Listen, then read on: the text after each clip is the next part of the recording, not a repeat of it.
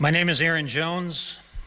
I'm a firefighter, a law enforcement chaplain, critical incident counselor, and most importantly, an extended family member. I got to know Aaron when he and Megan started dating and made trips to Minnesota to see Megan's family. Very quickly, I identified with Aaron. I was born in South Bend, and I have multiple generations in the Indy area. And Aaron became one of my lifelines as to what was happening here. And maybe, just maybe, we also connected because we both married into a family that has, well, let's just say strong-willed women. Am I right, Megan? We had some spirited family game times during holidays and family events, and Aaron learned how to take it in stride, didn't he? In some ways, that maybe prepared Aaron a bit for dealing with the public or his coworkers. In reality, though, family prepares us, whether it's bloodlines or not, for challenges we don't always recognize. It was always fun to see Aaron visit with my son-in-law, who's a state trooper in Minnesota, and my son, who's a detention center deputy. As a firefighter, I was outnumbered by law enforcement, and so I took the ribbing. It's okay, we have strong shoulders, and sometimes we'll even let you tell us when to go in.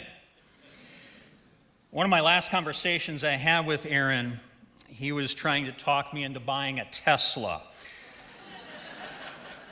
He scrolled through his phone and he was showing me how cool the features were, the gas he was saving, and how sweet the ride was. Now, I'm not still convinced of that, but the road ahead isn't always what we planned.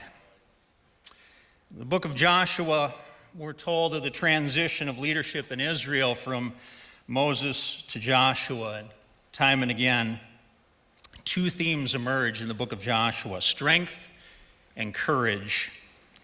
As God talks to Joshua, he commissions Joshua for the task ahead of him by stating in chapter 1, verse 9, "Have I not commanded you? Be strong and courageous. Do not be afraid, do not be discouraged, for the Lord your God will be with you wherever you go." God commissions us for acts of heroism in moments that we don't specifically envision. He called Trooper Aaron Smith in those uncommon moments to be his voice and his presence when people needed him the most. And while we grieve and navigate a path that has dramatically changed, we also realize that we have the power and the presence of God with us.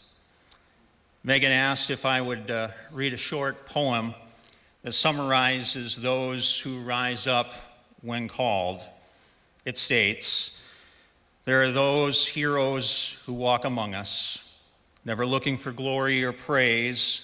They don't seek recognition for their thoughtful and caring ways, living lives of deep commitment, providing for those they hold dear, steadfast with a quiet strength through times of laughter and tears. You are a person like that to me, the most selfless man by far, and I'd like to thank you for being the hero that you are." Thank you, Trooper Aaron Smith.